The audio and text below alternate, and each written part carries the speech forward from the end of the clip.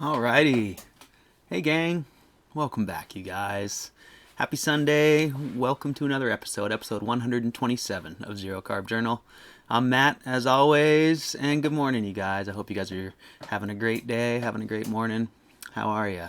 Did you have a good week? Did you make some progress? I hope so. My week was pretty good. I had a good one here. I've been moving forward, making progress myself, and yeah, I've had a good week. So here I am trying the live stream again. Oh, I see people. All right, Cuner, little Viking coach. Hey, gang. All right, you guys. Thanks for being here. Thanks for saying hi. Makes me feel really good to know that the stream is working. Awesome.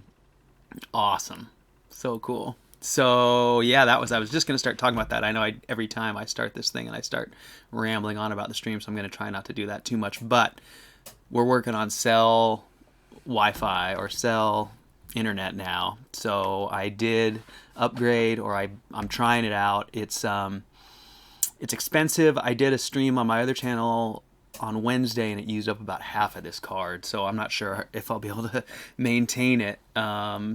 But because I have to buy the gigs. But anyways, we'll see how it goes. But I think it's streaming a lot better than my other connection. So I'm happy to be moving forward here. Right on, you guys. Good to see you. So yeah, this week's been good for me. Anyways, I've just been kind of really digging in here on my projects at home, staying focused on my video stuff, my firewood chores, which are kind of beating me down, but every day I go out and cut down a tree and get it in there. Hey Jackie, good to see you. Thanks for being here. All right. Sorry about the tiny squeaks there. My dog is really wound up. I've had herons and owls chasing my fish, my koi, and he's been just getting totally wound up. So no, the Taylors. Oh, it's I should send it to you, Cuner. I haven't been playing it enough. It's still there. It's underneath. So I have these you can see that white sheet back there. This is all records. I don't know, you can't see them. I could turn the camera, but this is a huge bookcase full of, like, I don't even know how many, 10,000 records. And so the sun shines in these windows, so I have these sheets that come down over the records, and so that white sheet is over the Taylor and over the records to protect them from the sun, but it's still hanging there. So Jackie, thank you. I was just gonna get to my next point about quarantine, which is so I did this week finally bite the bullet, you guys, and I cut my own hair. And it's terrible, Jackie. It's not good. It's good, okay, there, but if I keep going, oh man, it's so messed up in the back. I was trying to use the clippers and do like a fade, and I think I mauled the back of my head. I mean, it's really bad. I think it's really bad. Actually, I should show you guys because no one's gonna see it. So you ready? I haven't seen it, so I'll have to watch this video back and look at it. But look at what I did. I told you. I'm sure it's bad. I could kind of see it. I have a little tiny mirror. So I was thinking I would just face you guys, and you wouldn't be able to tell. But now I've blown my cover. Okay, thank you, Jackie. Even the back, it can't look fine back there. Seems like it's just a disaster. But yeah, I watched some YouTube videos and I got after it. And thanks, Cuner. That does make me feel better. I have it, I did it on like Wednesday, I think. And it'll probably be another week or so before I see any more humans. So I wasn't too concerned, but it does make me feel better because I was wondering if I was going to wear a hat when I went to go grocery shopping. So there's my quarantine tale for you. So yeah, so this week has been good, you guys. I stayed the course in terms of zero carb. I've just eaten pretty much ground beef. I was doing ground beef with some ribeye these past few weeks.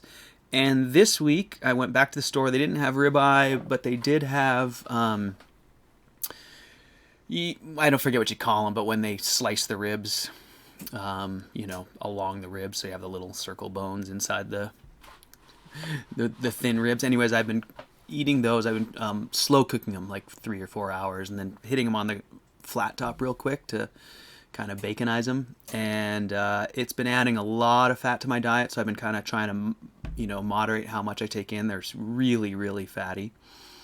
And for the most part, I've been feeling really good, but I did, Jackie, you'll like this, I did go to the store, and while I was there, I was like, oh, shortages, maybe I should just be filling my freezer while I can. So I grabbed some packs of bacon, and I ate one, and it was the cheap bacon. And bacon usually doesn't have a real profound, like, dramatic negative on me. It's usually, a few days later, I'm like, okay, that's not so good.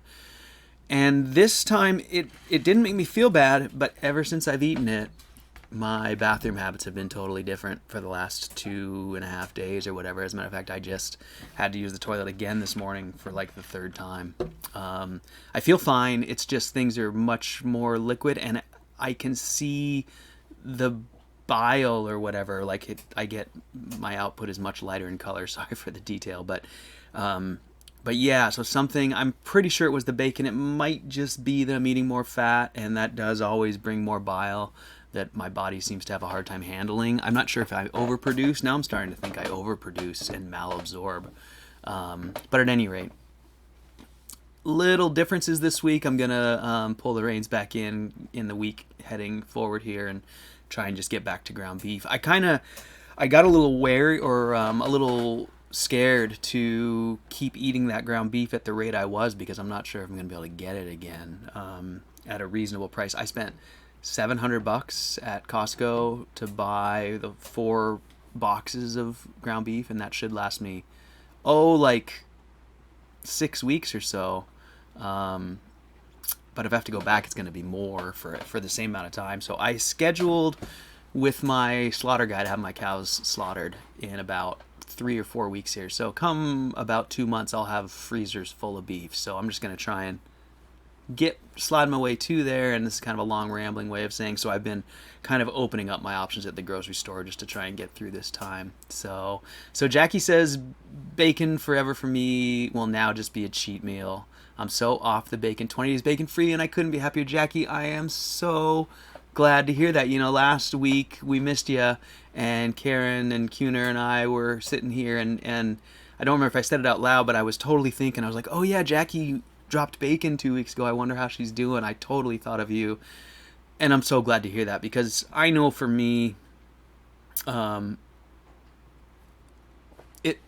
there's no denying it. It changes things dramatically. It's not terrible, but things are way better. Just digestively and stuff. I'm just way more stable without it. So I'm so glad to hear you learned that is the same for you, Jackie. I'm not glad that it is that way, but I believe in my heart that that's probably the case for everybody. I can't imagine that anyone can just totally process bacon without any side effects. It might be acceptable, but I think that if they took it out, they'd notice something. So anyways, that's great. So Cuner says, man, I bought ground beef from grass-fed Highland cattle.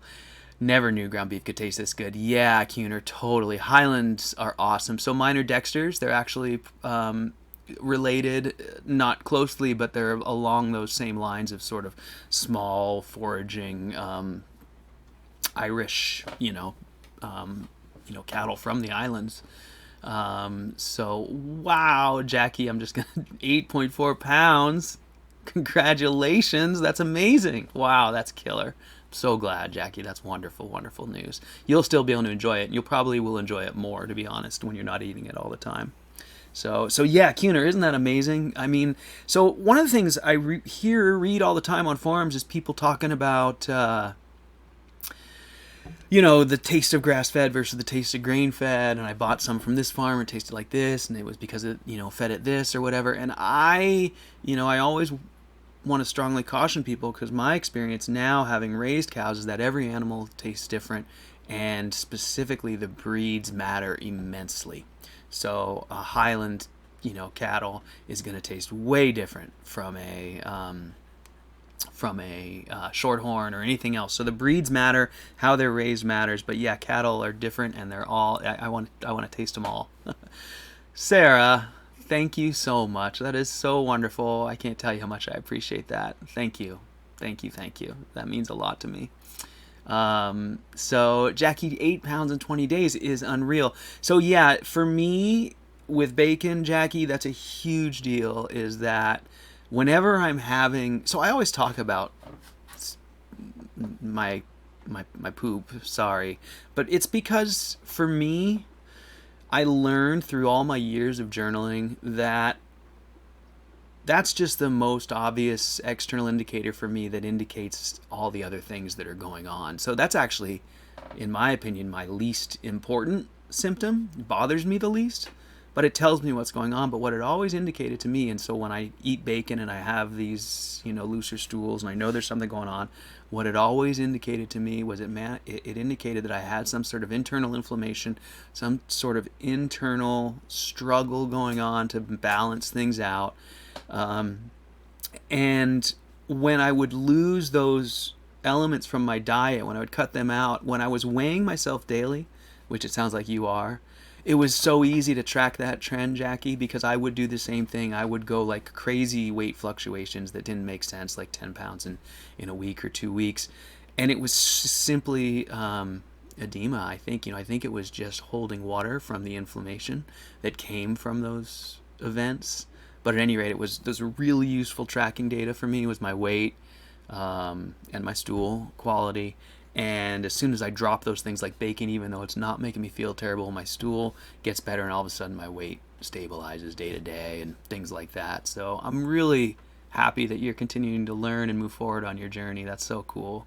So cool, Jackie. Wonderful, wonderful news. So, poop chat, it is the best indicator of the state of things for sure. Esther, hi. Oh, hi. Oh, I'm so glad you guys are all making it here. This is so cool.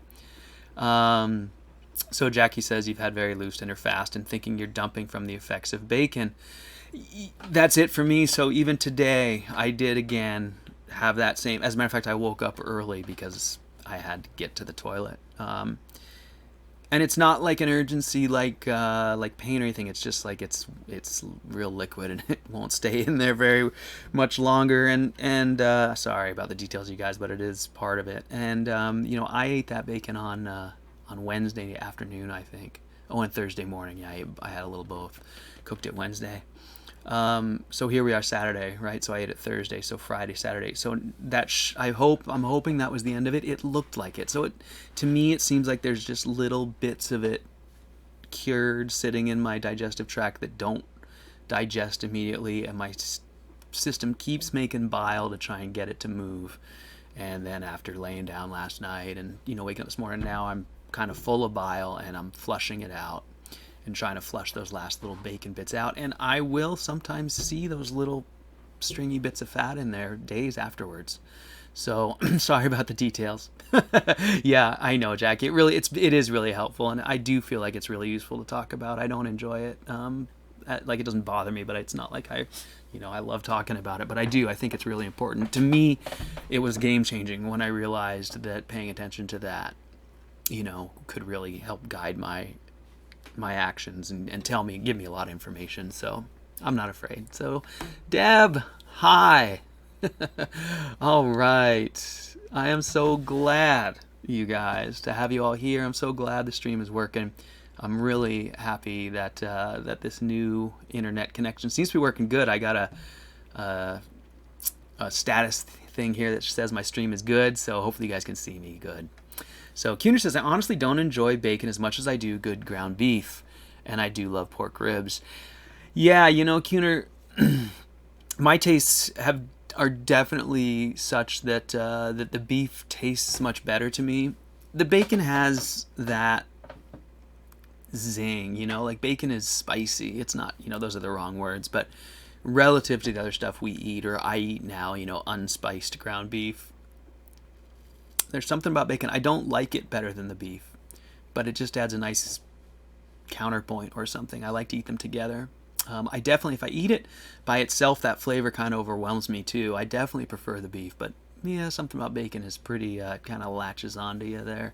So, but I love pork ribs, and I love, beef is definitely better. And pork in general just doesn't make me feel well when I eat too much of it. So, Jackie, you're asking about Karen. Karen says the gal who is going to do a big fast on here. I know. I was thinking about her too. I hope she shows up. That's Karen in Germany, and I hope that I didn't scare her off. I didn't mean to be too harsh on that. Just general concern, but actual hope for her.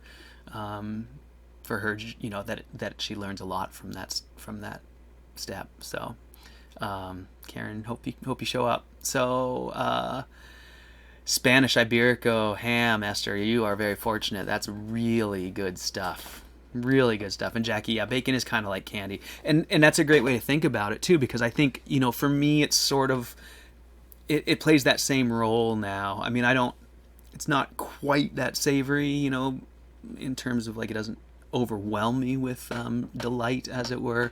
But it serves that role in that it's kind of something special. It's a unique flavor. It kind of lights up my mouth when I have it, like mixed with my beef. But I also should treat it like candy, and that just once in a while as a treat. It's not terrible for me, but definitely regularly is no good for me. So, and yeah, Deb says love bacon, but it's a bit too processed for me. Ribeyes, minced beef, and chicken thighs are my foods. And yeah, Deb, I mean, I think that's really what it comes down to as you go through the process, and you become sort of, I mean, I think we just get more cleaned out, right? As time goes on, and as we eat this way longer, we become a more pure vessel. That's a funny way of saying it. I you guys know what I mean. We become more sensitive in some ways, and I don't mean that in a negative way. We're more sensitive because we have a clean slate, right? And so, I think that the processed foods start to, you can start to recognize them as being processed. Your body doesn't deal with them as well as it does the others, and that starts to become a lot more obvious. The further you go down this road, the more you experiment, get away from those things, and come back to them. So I agree, Deb. Bacon, I definitely wouldn't want to eat it daily. So Esther says, can you eat tuna and sardines? So I'll answer that, Esther, is I can eat tuna.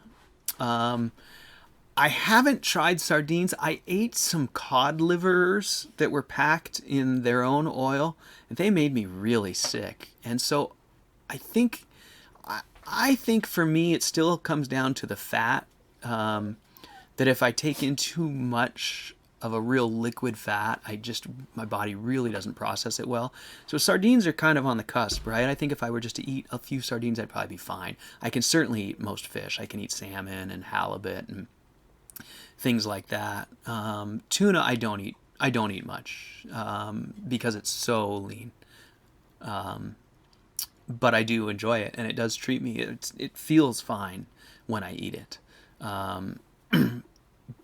So I don't know if that helps or not, but Jackie, I'm glad to hear. Yeah, it really was genuine concern, and I do, I do think there's value in exploring those extremes on the outskirts, especially for those of us who still have a ways to go. Like even me, I still have bathroom issues, and if there was something that someone said that was something I could experiment with to try, I'm always, for the most part, open-minded. So yeah.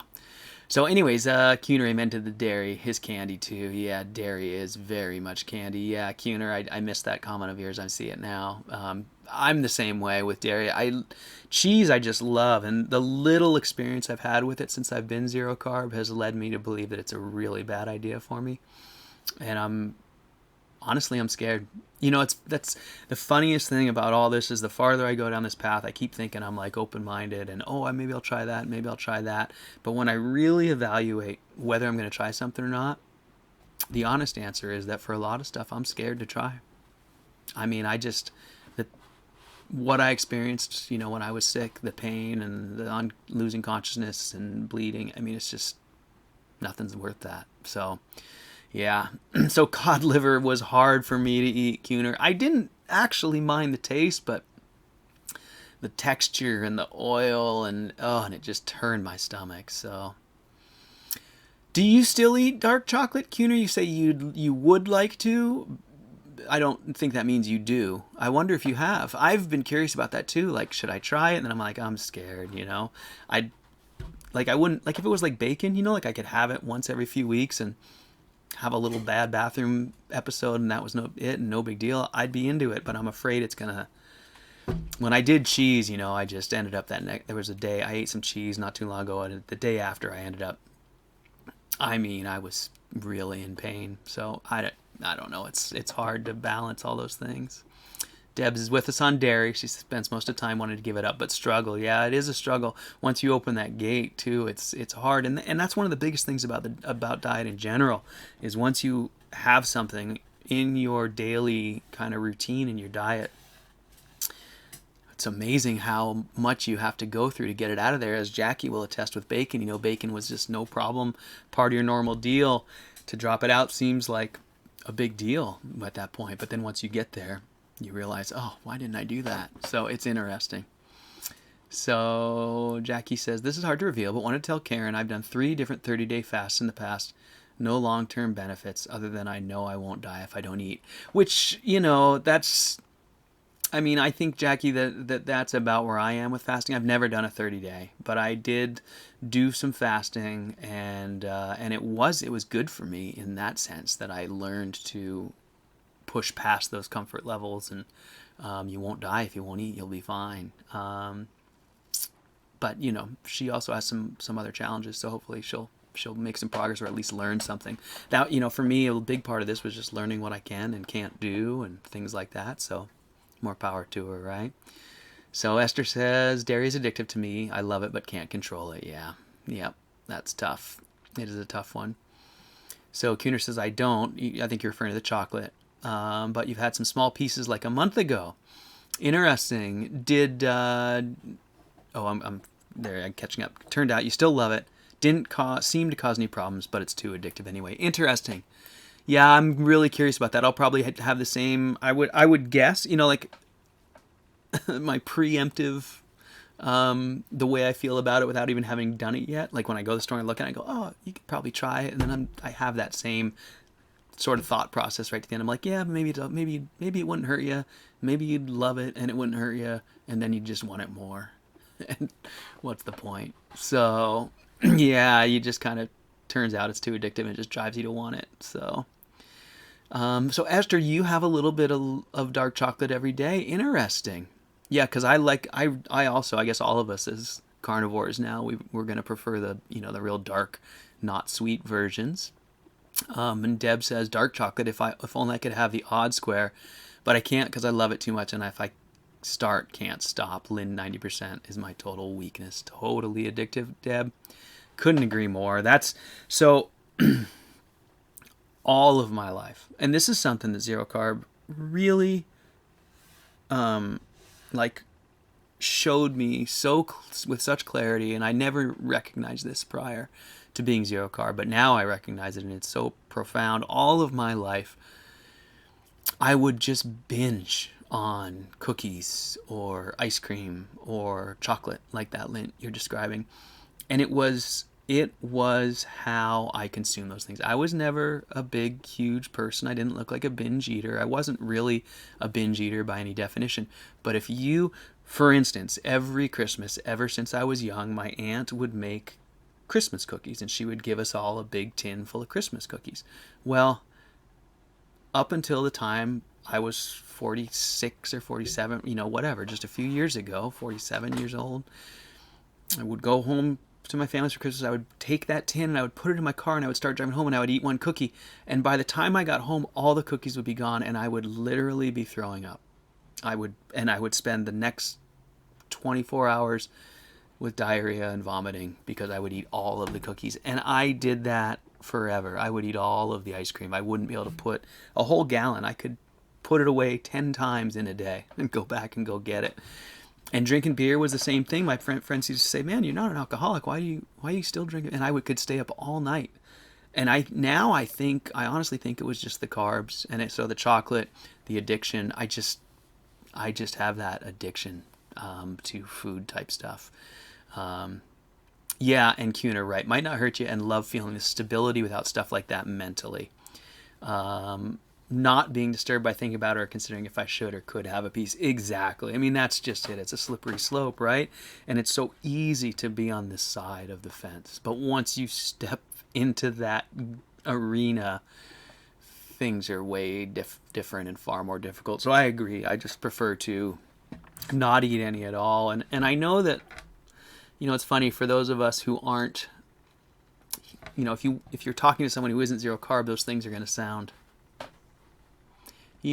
sort of odd or like you're trying to control some underlying issue. But I think you have to be here to understand that no, the control really is natural and internal, and you recognize that you lose control when you give yourself over to the carbohydrates, at least for me.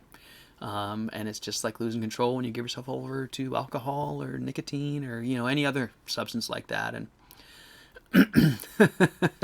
this is reminding me of a conversation I had online with a friend this week, that we were talking about the addictiveness of nicotine and sugar and things like that. And I don't have anything more to comment on that. I just, should you be watching this, AA, cheers, bud. You just reminded me of that conversation, and there I am, calling it addictive again. Addictive isn't really the right word, but you guys know what I mean. So Jackie says, tried your country pork ribs with the rub minus the onion powder, and all seems okay. So I think you were right, Matt. Very exciting, because I like to make them when we have company. That's awesome, Jackie. I'm so glad to hear that. So yeah, my experience is that spices can have pretty dramatic different impacts on me. And like I told you last week, some of those things sounded like stuff I wouldn't want to eat. Onion powder definitely puts the hurt on me. So really glad to hear that made a difference for you. That's wonderful, Jackie. I'm so happy about that. So hey, you guys, let's talk about my blood tests a little bit real quick. I just wanted to go back to that because I just touched on it real quick. So as you guys know, I entered into that partnership with letsgetchecked.com, and I have a link in my description in there if you guys want to go check it out. You can use my code 0carb and get 20% off. But what I want to talk about was my tests. I just wanted to let you guys know that I did. I think I touched on it briefly, but I did do the vitamin test, and it came back that my vitamin D was low. And so because I was interested in seeing if they do, Jackie. Yes, Jackie asked, do they help you understand your results? And yes, Jackie, the cost of the blood test includes consultation with a physician on their end. So you can absolutely, they're really great, actually. They seem to offer really, really good personal service. And I think people take it up on different levels, but if you are at all wondering what your results mean, whether you need to take action, how you might approach them, they have a great staff. I've been really, really pleased with the kind of work they do. So Esther says, when we have health problems, we're more connected with our inner selves. And that's so true, Esther, so true. So I think you're right that at least this journey for me these last few years has really brought me a much better understanding of what's going on inside of me. I'm really thankful too that I've had this time to learn about it. But so going back to my blood tests, I was really pleased to get those results and be able to make some changes. I did buy some vitamin D pills, you guys, some supplements. I bought a 10,000 IU, a real clean one, right? Nothing in it. I think it's olive oil based, a gel, capsule, and the vitamin D. Well, they say take them with food, so I took them 2 days last week. I think I forgot to talk about this. I think I've had them about a week and a half now. So this happened more last week than it did this week. I think it manifested a little bit at the beginning of this week. But they also led me to kind of be out of control with my bathroom habits. So they took me, I woke up in the middle of the night the first day I took one, and had to use the toilet with diarrhea, and then a few times more that next morning. And so I didn't take one for another day, and I took one another day after that, and had the same effect. So I'm not going to worry about my vitamin D deficiency because the supplements aren't doing me any good. Or, maybe I'll try again and try another couple times. But for the most part, the supplements seem to take me backwards, and I haven't been able to discern any difference. That was 2 days, so 20,000 IU more vitamin D than I was getting in the other days, and I didn't feel any different. I don't know. Maybe, and the sun's coming out. I've been outside sun tanning, so I don't know. Thanks for the attaboy there, Cuner. Yeah, I'm with you. Cuner says it's always hard. I always find it hard to trust that stuff. Brave to try. And yeah, Cuner, I'm definitely more inclined to sit back and not do anything and take the real passive approach. But I told myself I was going to act on those blood tests and see if I noticed a difference. So I at least gave it a effort.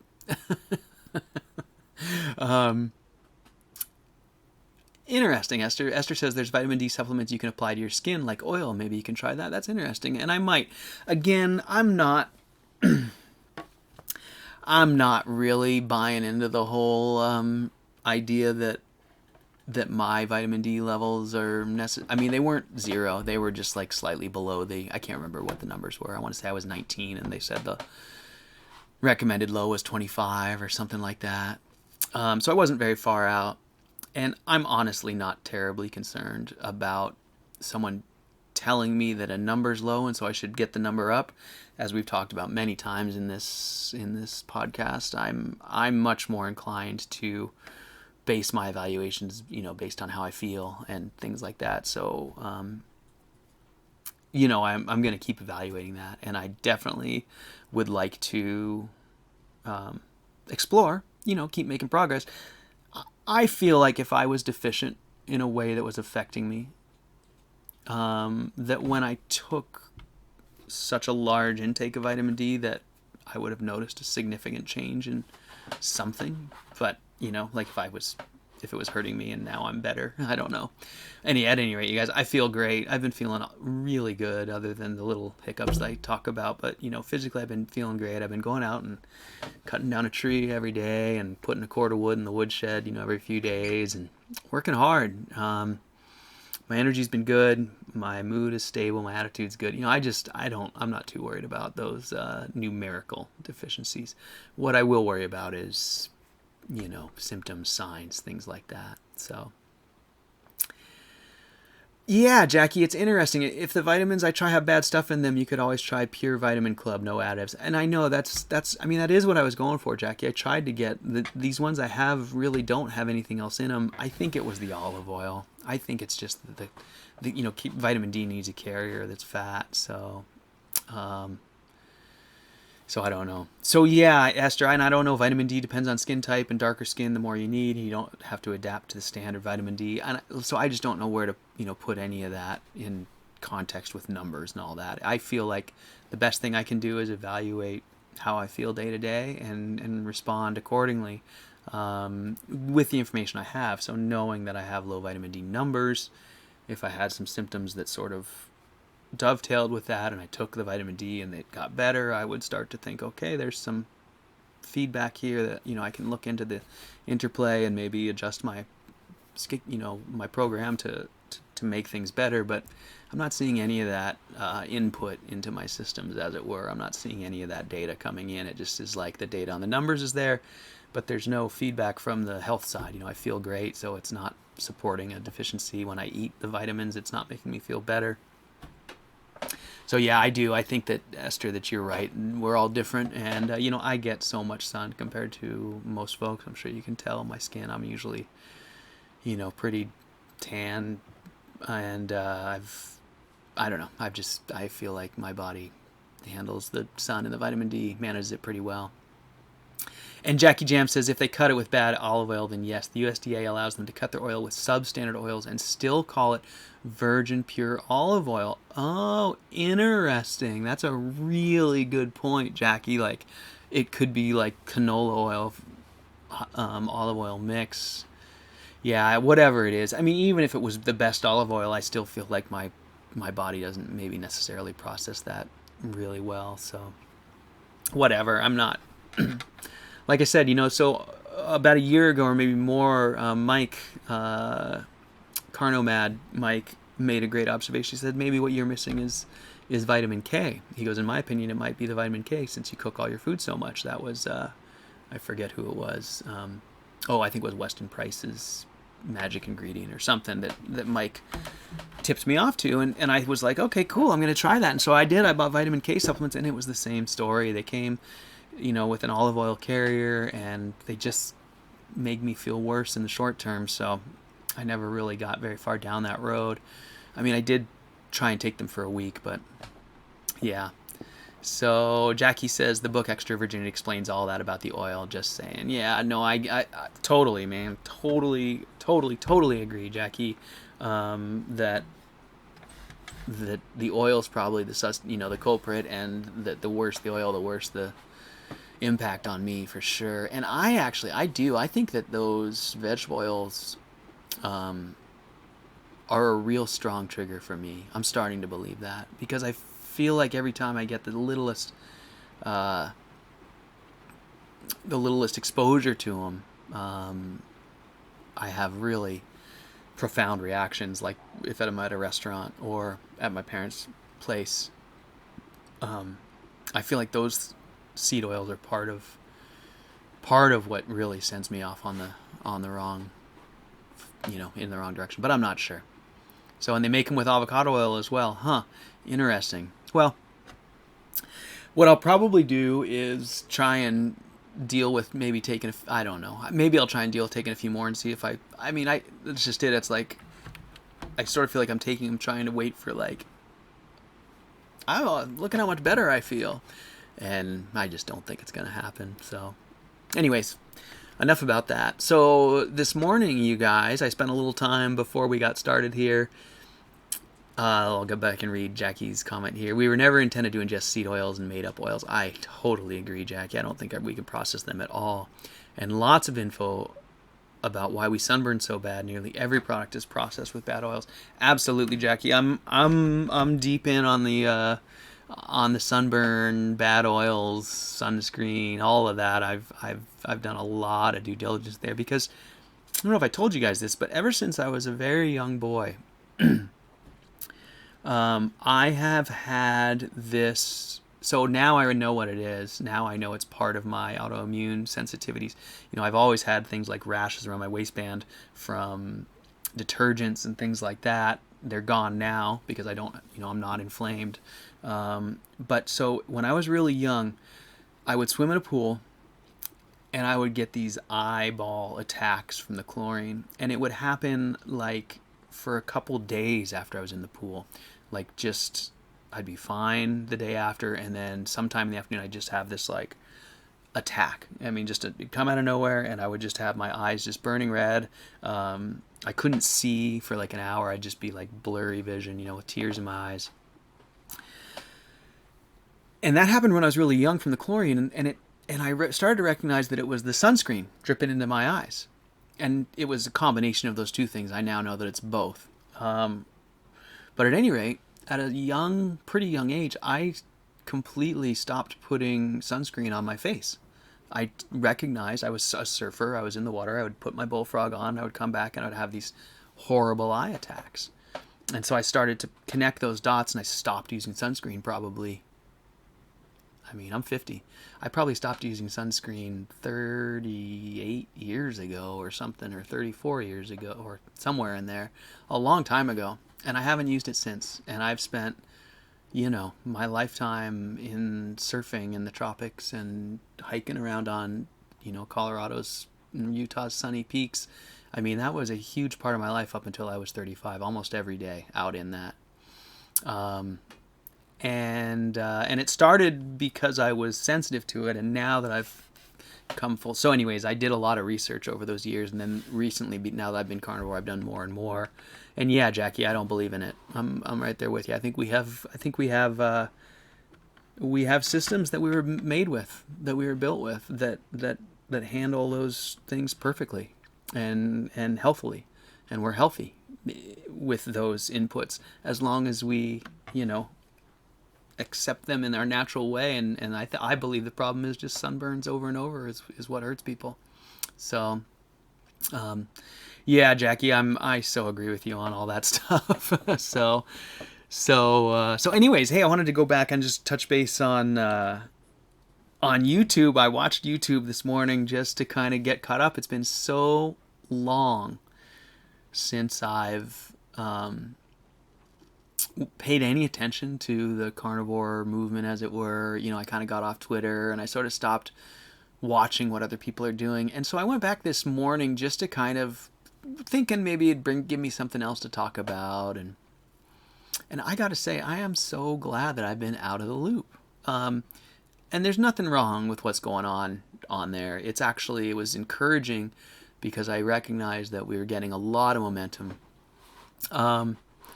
But you know, it was interesting to just kind of scan through all the different videos. I flipped through maybe a dozen different videos, and boy, all the different takes. You know, there was all the people. There was the carnivores taking lots of supplements and eating the livers, and there was ex-vegans, and there was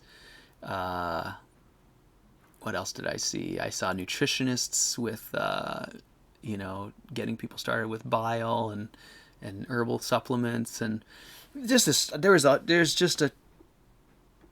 just a huge onslaught, as it were.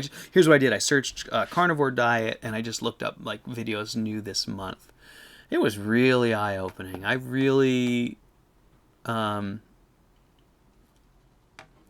I don't know I don't really even know what to say about it, actually. It was just I mean, I'm one of them. So, you know, like, there was all of these new carnivores with their videos, which is fine. I mean, I'm not judging. Actually, I really appreciated all of them sharing their experiences, and it's totally cool.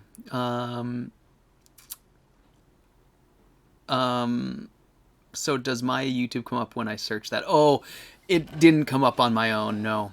Nope. And you know, I'm pretty, so that was one thing that was interesting, was to see all of the new carnivores, like 90 days and newer, with pretty big followings and really pumping out the you know, the clickbait pieces. And I don't mean that negatively. I just don't know how else to say it, you know, with just the hit title, why I never eat steak on a carnivore diet, or why you need a liver fast, you know, just all those things. That was kind of the front page, so I wouldn't make that front page, right? Because the front page is all sort of the hot clicks. So all of those new videos that had the hot clicks, most of them were fairly small channels, kind of probably equivalent to this one, but they were really, you know, hyping up their clickbait titles. And I mean, to be honest with you, there was a lot of videos there that when I was new, I would have found them certainly interesting, and certainly would have thought they were helpful at the time, and maybe in hindsight, maybe not so much, but it was interesting to see all the information out there now, and to see the new folks, and to see their characters and their faces and their health, and some of the old folks I hadn't been aware of. You know, there's some vegans, carnivores. I watched one guy. He was a calisthenics guy. I can't remember the name, but he had some old pictures of him as like a dreadlock vegan, and new pictures of kind of a clean-cut carnivore, and it was fun. I enjoyed it, and it gave me some insight.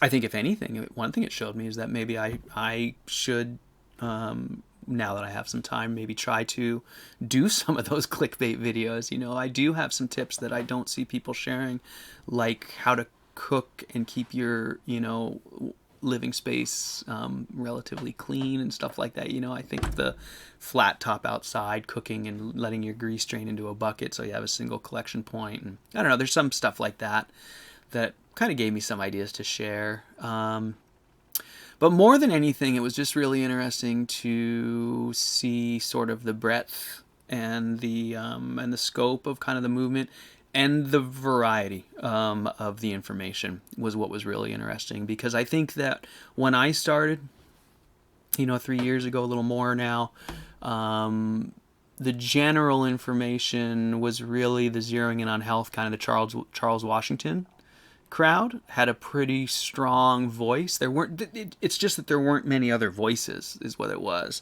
And so that advice was pretty well accepted. And now, you know, we've got, like, the people we talked about last week sort of diluting the conversation, as it were. I don't mean that in a negative way, just, you know, spreading it out into different areas, whether it's, you know, my side of things or, you know, whatever. Anyways, it was interesting to see the different progression of videos out there now. So cool, Cuner. That's good to hear. I think I'd like to up the channel a little bit. I've done it just as a journal, and that was my original intention, both for me and for you guys, for the people out there who find it useful. But maybe it's time to start adding some, just tips and tricks and kind of the regular little YouTube videos. And especially now as we hopefully transition this into more of a, I'm really enjoying this as live chat. I hope that this works for you guys, and I hope we start to get more folks. Because as live chat, I think this is a really valuable venue, and I really appreciate just getting to hang out with you guys every weekend. So, but having this as a live chat actually kind of frees me up a little bit to make a video, because making the videos is a little different. And when I was doing my journals before, sort of filled that, just the sitting down and editing it on the computer and stuff. Once I do that once a week, I'm usually kind of over it. I have 2 channels, so I have a little bit of a workload with each one, and at any rate, I'm rambling, but the point is I've got I'd like to grow this channel, and I'd like to offer some more information from a long-term, mellow zero carb perspective. So I don't know, maybe I'll look into it. So going back up here, Jackie says, my favorites to watch are you, Kelly Hogan, and Charles Washington. Yes, please share the cooking. You want easy, and if you can change to make it easier, then yay. That's great to hear, Jackie. Fabulous. Thank you. And Cuner says, still like some of Sean Baker's stuff to reduce the noise. Yeah, you know what? Our conversation last week, and you reading your guys' comments, and then I got some comments from Mike afterwards, and that was really great. All that stuff. And Cuner, I don't know if I said it with enough clarity, but you said something last week, and I don't remember what it was, but you commented on Sean, Dr. Baker, and I just wanted to just go back and just give him some more kudos after bashing on everyone else last week. I just wanted to say, yeah, Dr. Baker, man, he's the real deal, in my opinion. He has done the best job of taking Charles Washington and this, sort of our long history that I think is really valuable, because those people had to fight, those early liver lovers and early supplementers, and they had to fight to get to the eat the meat you want and that you can afford, and the simple is best. They had to fight to get there. What I think Dr. Baker, what's so great about him is that he is actually, incredibly intelligent, capable of having the conversations at whatever level with whoever, like when the people come at him about the science and this, and I'm not going to be able to articulate this very well. I'm already struggling. But the thing that's so great about him is that while he has all those abilities and he understands all those aspects, he doesn't default to that. He just kind of comes back to the truths of the old Charles Washington way, which is, eat the meat. We don't know. I don't know what those numbers mean. I don't know what that science says. It's not about us. No one's done studies on us. It maybe is that way. It maybe isn't. We don't know. But here's what I can observe. And I keep coming back to this, and it drives me crazy with the science in the stuff, is that observation is the root of all science. And that's the only science we really have on zero carb right now, is what we can observe. And so I won't rant on it for too long, but I just love Dr. Baker's no nonsense approach to the diet, how he presents it to people, but at the same time running deep underneath all that. He's got, all the same ammo in his toolbox that someone like Paul Saladino does, but I think his logic is just much. I think he's just really. I think he's taking a very, very wise approach, because he's not basing anything on any claimed falsehood. He pretty much stands there and says, I don't know, I'm just waiting to see, and so far it all looks really good. That's what I get from him, and I'm not doing the best job of articulating that, but yeah, he's legit. I love everything about that guy, man. Really highly respected right from the get-go, like the way he shares and the way he portrays himself and his life with his family and stuff. He just seems very real. I really appreciate that. Doesn't seem like any of it was BS. Like I watched him right from the get-go when he was on Twitter with just a few thousand people. And people, when he started getting bigger, people are attacking him, and, he's trying to sell this. When he started selling stuff, people were like, he's trying to sell this. And I was like, just go back in his Twitter. It's everything he's telling you he's selling. He's just giving away for free. He's selling it because people want to buy stuff. And I know that from my stove experience. I shared all of my stove builds. They were all up there, public domain. They still are. And people started emailing me saying, hey, I want to buy plans. And I was like, I used to email them and say, it's all free right there. And they would email me back and say, I want to buy plans. And sometimes people just want to buy stuff. So, I love that about Sean. And that he's always been solid, sharing all that he wants to share. And that when people needed more from him, they said, no, we want to pay you so we can, hold your hand and you can lead us through this. He's like, okay, I can do that too. I really dig his style all the way around. Seems like one of the realest people in the game, for sure. So,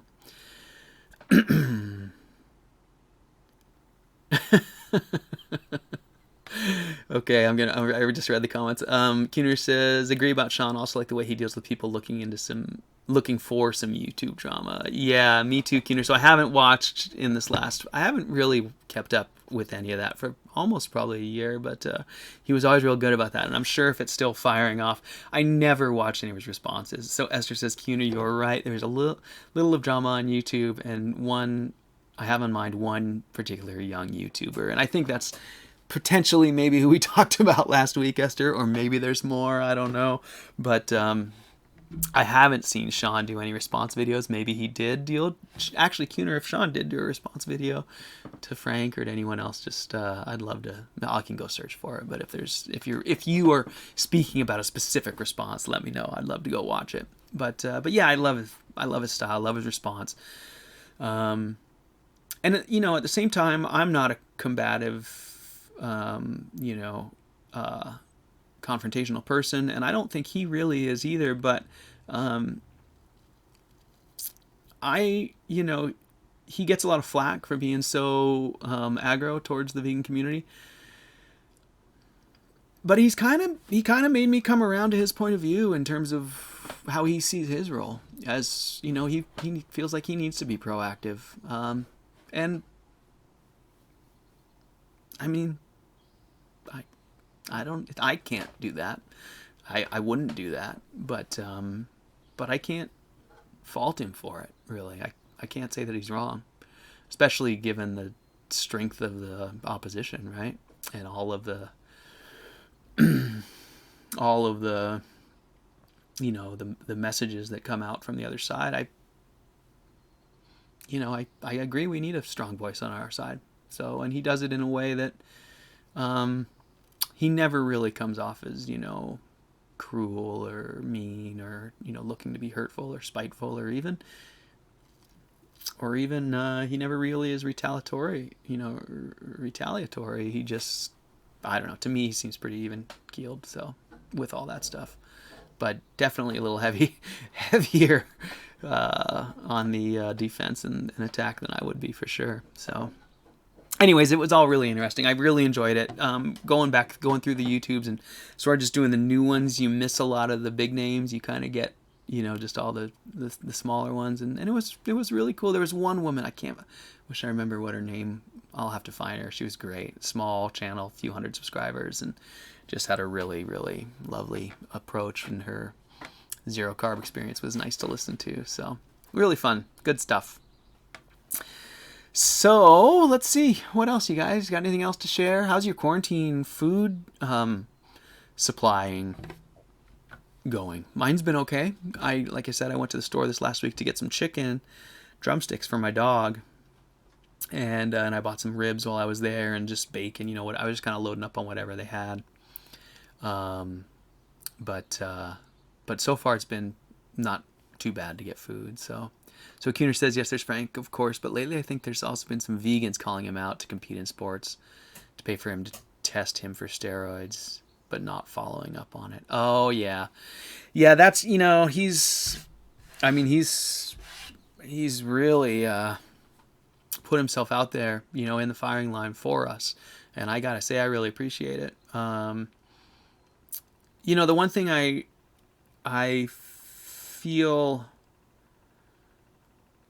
for him. I don't feel bad. I was going to say I feel badly for him. That's not the right word, but I feel for his position because, Sean's got tested low testosterone, right? Now, I just tested my testosterone. I've been on this diet for just as long as he has. I eat probably what most people would consider arguably, way worse than what he eats, because I don't eat much fat. I eat all my food, way overcooked, well done, well done, well done. No supplements, no liver, no eggs, My testosterone was perfect. I mean, perfect. The only thing they were all right in the middle of the range, and I had progesterone, or I think that's the one, was just a tick or two high above the suggested, not very far out of range. But everything else was perfect. So the reason I say I feel bad for Sean is because he's up there having to defend, he's doing his best to defend the diet in the face of what's a personal, probably, deficiency. And man, they're going to just try and crucify him for it, right? So this is just my silent way of saying I support him, and I don't believe that his, testosterone deficiency is a function of his diet. I just love how open he is about all that stuff. And man, more power to him. I hope he shows those vegans what's up. So Jackie Jam says, I have 14 3-pound logs of ground beef and instructed the hubby to buy them every time you enter the store. Exactly. That's where I'm at, Jackie. That's why I was asking, because I'm at that point now where I'm going, like when I go to town, I'm like, okay, every time you go to town, you better just top let's keep that freezer topped off until we know that isn't going to be an issue anymore. Because right now I can go months. But boy, it would sure get scary if I needed to, wouldn't it? So Kuhner says, my supply's been okay too, shifting more and more towards local farms. Now that's cool. That's really interesting, Kuhner. So I'm wondering how it is over there. So today I started experimenting with eating less fat, burgers and egg yolks as my first meal, mostly fish and eggs as my second meal. Interesting, Kuhner. You'll have to definitely keep us posted on that. For me, I do better that way, but I'll be curious to hear what your perception is. Esther says, supply on supermarkets back to normal, but more expensive, and you have to wait to enter, like 30 minutes queue each time. Wow, pretty significant. Esther, I don't remember which country you're in. I would like to say Spain, but I'm not sure. You don't need to tell me if you don't want to. I just wondered, are you in a busy city though? Is that 30 minutes? Is that happening all over the country, or is that just in the urban areas? And then Kuhner says, couldn't his testosterone be because of the amount of exercise he does? I'm no expert, but I think I heard something like that. Kuhner, I don't know either. I can speculate. I can tell you what my opinion is. But I honestly don't know. But I will tell you this. And I don't know if it's accurate or not. So I've been laying off my exercises a little bit lately. I'm definitely giving myself a little more leeway to relax. I'm not pushing myself quite as hard, but these past 3 or 4 years, I'm definitely no Sean Baker. He really hammers himself. But I was pushing pretty hard. So I would think that if a guy exercised himself, just to sort of a median level of, for a 50-year-old guy, I'm pretty fit. I don't, I've kind of got a six pack. Whatever. I'm just trying to say that, I feel like it would manifest in me at some level as well. Like I would have had moderately low levels if hard exercise and because I wear myself out, man. Much like Sean Baker probably does, I'm starting to notice that I'm 50, and I don't notice it in any way except for how sort of physically tired my body is like a day after my workout, and not like, ooh, I can feel the workout, more like, oh God, I just don't have any energy, like I really wiped myself out. Like it's sort of like overall wiped out, which is kind of what I think would lower our testosterone. Your body's just like, it can't make everything it needs to because you've hammered it so hard. So I don't know. I feel like I would be susceptible to that too. So I feel like maybe that's a part of it, but at the same time, maybe it's just him. I don't know. So Esther says, moving back to Madrid by the end of the year from Spain, but you live in Paris. Oh, okay. Oh, I didn't know that. Oh, wow. Well, that sounds so lovely and romantic, Esther. I would love to visit Paris and Spain. I'm going to one of these days once we can travel again. And Madrid, how lovely. That sounds wonderful. My parents love traveling in Spain, and they always rave about Madrid. So hopefully I'll get to come visit one of these days. And little Viking coach has been using a blowtorch to cook my steaks, getting prepared if the grid goes down. Viking coach, I've done that. I haven't cooked them all the way, but I've definitely like put the sear on them with the blowtorch. It's actually pretty awesome. It works really good. It definitely sprays grease and stuff everywhere, though. It's a good one to do outside. But that's a fun way to go for sure. I guess if you wanted it rare and seared on the outside, that would be the ultimate, right? Jackie says, we are possibly going to build a freezer room into our new garage. Construction starting this summer. Yeah. You know, I think one thing about this pandemic is it's kind of making people sort of rethink preparedness in their own lives. It is for me. It's interesting because I spent a lot of my life kind of as someone, you know, here on my farm that was pretty prepared. And I always talked about it. I always hated the preppers, the idea of the preppers. I didn't like the negative connotations about prepping for a disaster. I liked the prepping for the joy of you know, the joie de vivre, whatever, you know, like because you're alive, because you're growing all those tomatoes and you want to put them up, and you know, because you're growing these animals and you want to put them in the freezer and just be, you know, ready for the winter, the seasons. You know, seasons are part of life. Preparedness is not a, you know, is not prepping for a disaster. It's preparing to be alive and to experience more of this wonderful place we get to live in. So I always sort of had like, it was hard because I, you know, ran around in these permaculture prepping communities and I taught at workshops about how to be self-sufficient stuff. So I'd have to kind of balance those different goals of people, or it's different motivations, the same goal. But at any rate, I think that this event is making a lot of people reevaluate, and I'm going to say that that I still don't believe that that prepping for a disaster is the right way to go about it. I think prepping for the future, you know, for your future life is a much more healthier way to look at it, because it's just the way we used to live.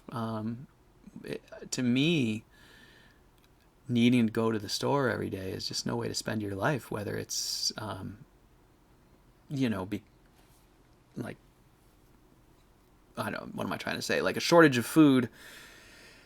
I don't know what I'm trying to say. I'm just saying that just seems like a waste of a day, going to the store every day. Anyways, I don't know. I don't know how to describe yeah. Hopefully you guys get it. I'm just going to stop. Jackie says exactly. So I'll just leave it there. Having food put up is good. Our families did this back in the day. Smoked meats, put things in the cellar. You know, that's it. I mean, that's just living, you know, that's just a rich life, and it's so enjoyable, you know, to plant things and grow them and harvest them and preserve them and put them up in your nest. I mean, it's what mice and rats and birds and bears and, you know, everybody does it. It's just natural and it feels good. And and so I get frustrated with the people with guns and buried barrels full of stuff talking about politics. I'm like, do it anyway. Like, just do it because it's joyful. It's the joy of living, and then you won't have to worry about the politics. If you had this stuff figured out anyways, you wouldn't even be worried. You wouldn't need a tactical vest and a gun. So, thanks, Deb. Oh, I'm such a dork. Sorry. Anyways, so yeah. You know what? You guys made me feel so much better about my haircut. Thanks. Not panicking, but definitely eat what I want to eat. And that's just, I mean, that's exactly, Jackie. I mean, the flip side is I would be panicking if I didn't have that stuff ready. And I totally get where all those people are. I get where they're coming from. I just feel like they've been given they just were sold a bad package from the get-go. And so their whole point of view is skewed, you know? Unfortunately, I'm not picking on them. Just people are born into a world where you wake up and look in the refrigerator and eat your snack and then go to the store and get some more, and you know, I don't know. It just doesn't. It's not a real sustainable life. At least once, you know, the economy stops, which I don't know. This is, life to me has always been about the world around you, not the economy. So, and there's other people who are 100% the opposite, and I don't know that one's wrong or one's right. So, Jackie, yes, you can. So when you replay the video, it should replay the comments next to the video. I'm pretty sure you should be able to. I've been trying to figure it out on YouTube, though. Sometimes it seems like it doesn't. You know what? Yeah, Kuner says it is. I've seen it there, and then sometimes I've tried and it wasn't there, and I don't know if it's a setting or not.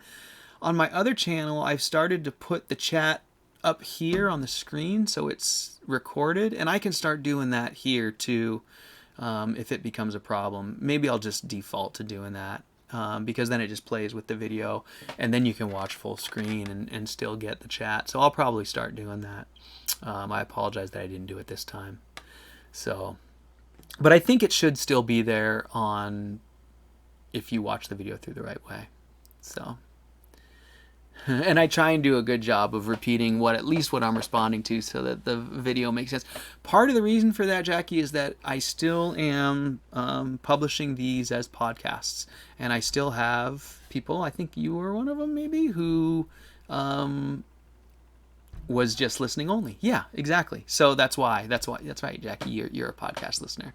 So that's why I try and do it. I try and I'm trying to remember that some of the audience is only listening, so I do try and read back what I'm responding to and stuff like that. So I'll continue to do that because I'm really enjoying this whole format, the venue in general. So as I said, I'm broadcasting on a cellular SIM card modem right now, and we got a much better stream going. I upped the quality. Looks like we haven't had the dropouts, so I'm going to try and keep it going. We'll see. I got to evaluate the data rate. They charged me like $60 a month for 5 gigs, and I used up like half of it last week. I think I can get 10 gigs for an extra $30 a month or something like that. So I'll see if I can manage to maintain this this internet rate. But I'm really pleased that it's working. At least it looks like we have an alternative.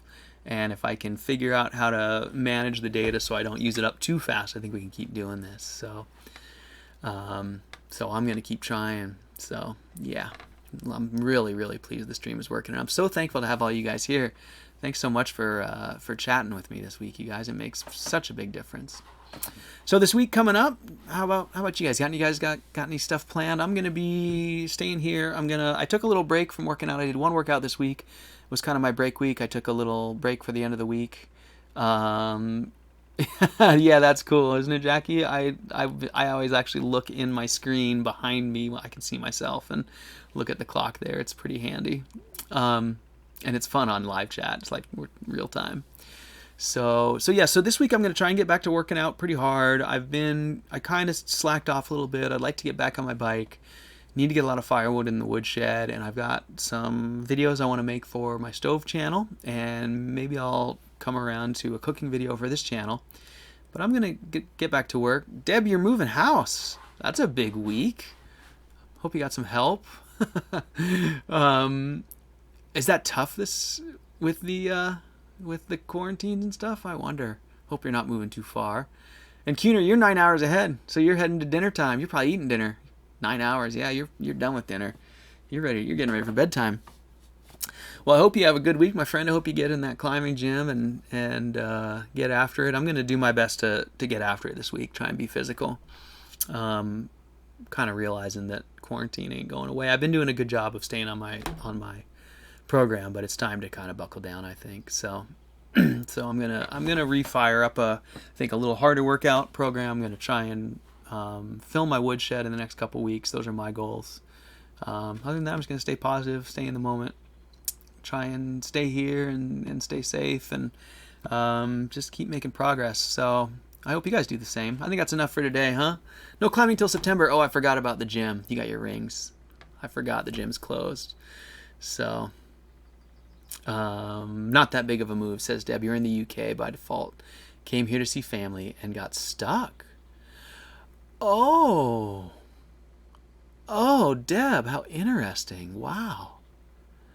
Well, I could ask you questions all day. That sounds so fascinating. I mean, wow. I don't even, like I said, I don't even know where to start. It's like, it sounds incredibly difficult and also sort of exciting.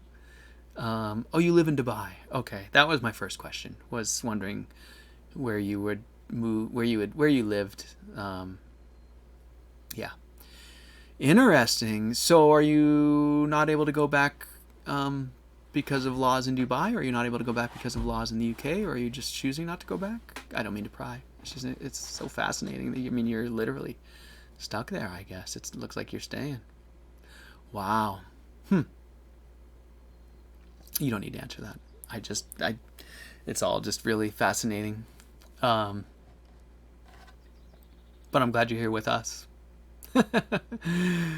And I hope that your time in the UK is okay. At least I guess you're spending some time with your family, and it sounds like you spend enough time with them. It's time to get your own place. But I hope you can travel soon too, says Esther. That's a difficult situation. I see. Yeah.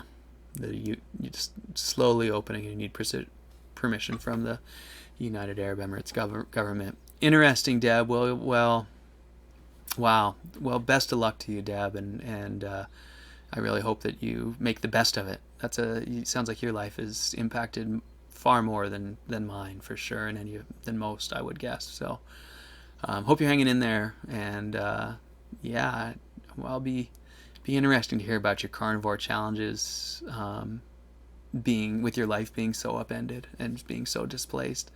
I can imagine that's challenging, but you're here, so I assume you're sticking with it. So wow, really, really, really, really interesting though, and I hope it changes for you. I hope things work out for you. All good, God Zoom. Perfect. We're all still. It's amazing what a difference that makes. My sister put us together with my folks on her birthday was a couple weeks ago, and we did like a family, video chat, and we've done it a couple times since then. That's really, really a wonderful, wonderful thing. So I'm glad you got Zoom.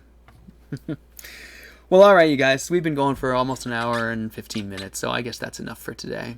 I can't tell you guys how much I appreciate you guys being here. It makes such a difference to have folks to chat to, and it's really great, you guys. Thank you for being here. I'm gonna work on staying fit. I'm gonna work on making some videos, and I'll come back next week and share my progress. We'll see what's changed. So I hope you guys have a great week. Hope you guys get on your rings, get out in the sun, get in your gardens. Hope you have a good weekend moving there. Deb and Jackie, you're very welcome. I really appreciate you guys, so I'll keep doing it. So hope you guys have a great week. I guess that's it for now, and I appreciate all you guys too very much. Esther, Deb, Gunnar, Jackie, Sarah, whoever I'm forgetting.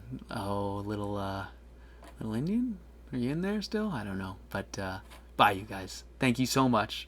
I'm gonna sign off and let the video roll. I'll see you guys next week. All right, bye, you guys.